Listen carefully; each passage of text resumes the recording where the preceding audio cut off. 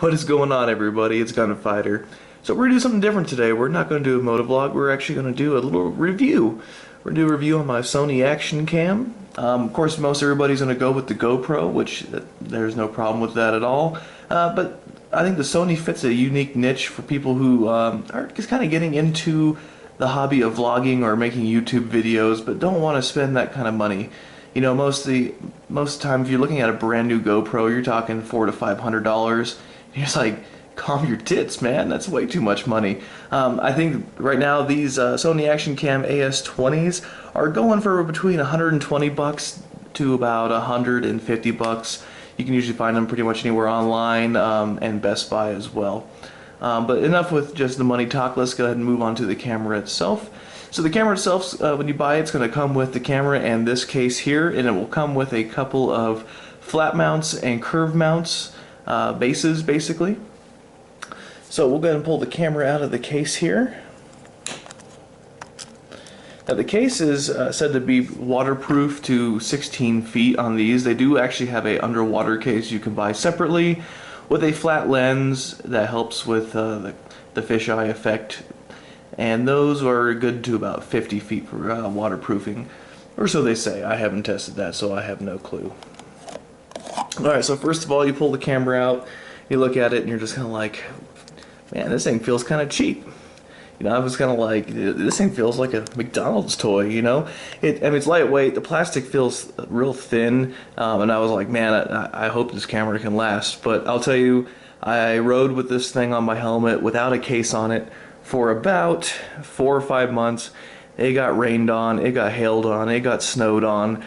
You know, I did way excessive of the speed limit, and it took all that stuff, including my low side crash.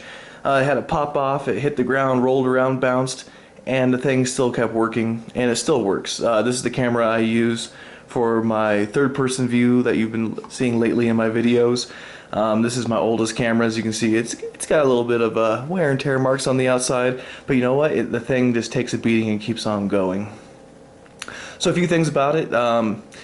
Basically, you can record in several modes. We'll fire it up. I'll show you all the different modes. Alright, now it's booted.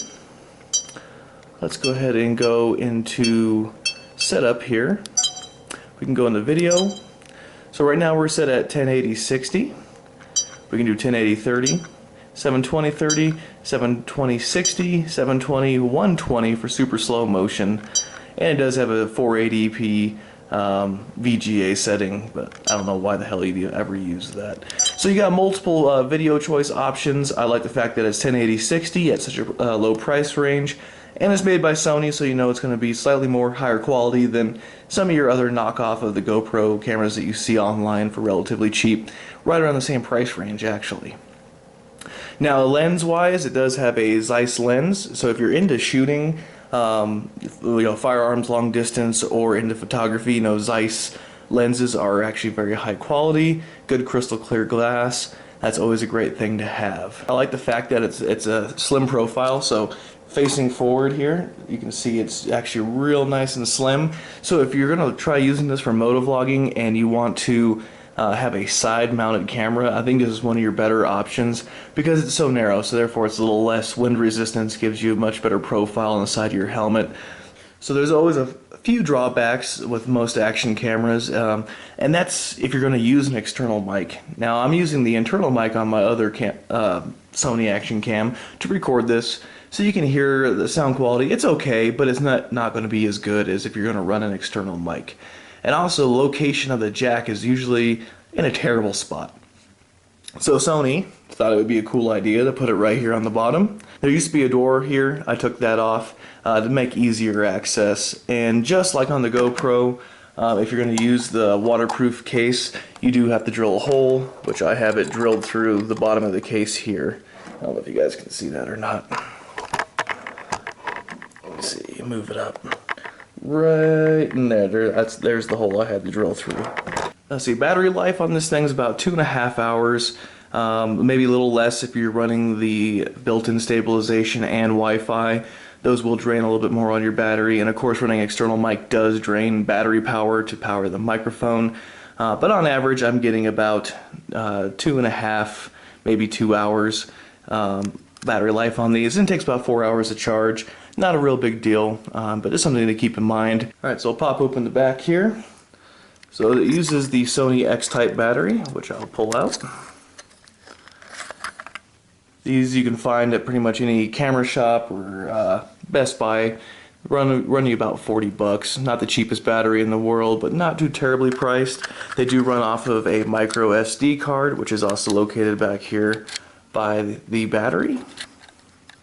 Now for some cons on this camera. In the owner's manual, it talks about under prolonged shooting that it can actually get too hot and shut off.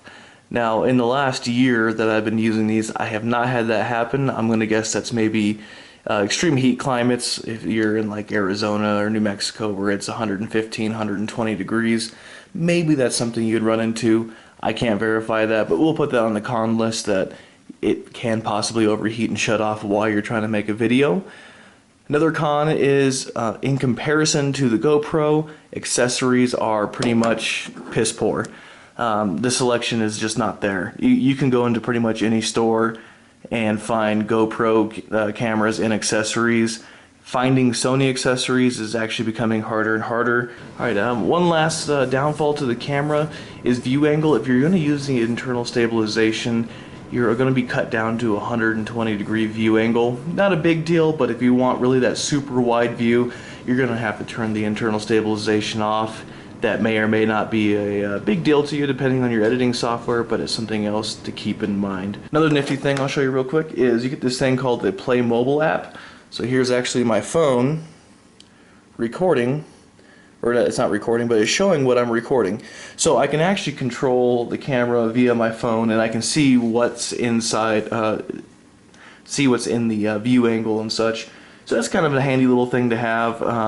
I wish it had an ability to go in and delete video or watch the video that I just recorded. Overall, it's just a way to view what you're recording and start and stop your recording process. But for $120, if you're just trying to get into making some YouTube videos, vlogging, motovlogging, stuff like that, or just a basic action camera, I don't think you can really go wrong with it.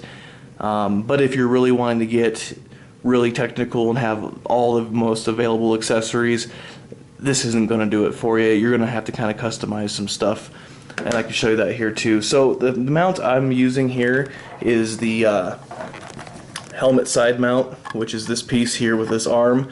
It's only sold online, unfortunately.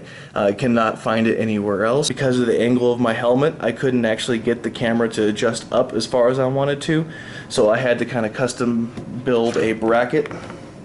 So I actually put another piece of metal in here. So if you don't mind kind of playing with stuff, it's not a bad route to go. But if you're just looking to purchase and go, it may or may not work out for you. Overall, I rate the camera an 8 out of 10, and that's just out of film quality and lightweight usability. But anyway, guys, I appreciate you stopping by and watching this video.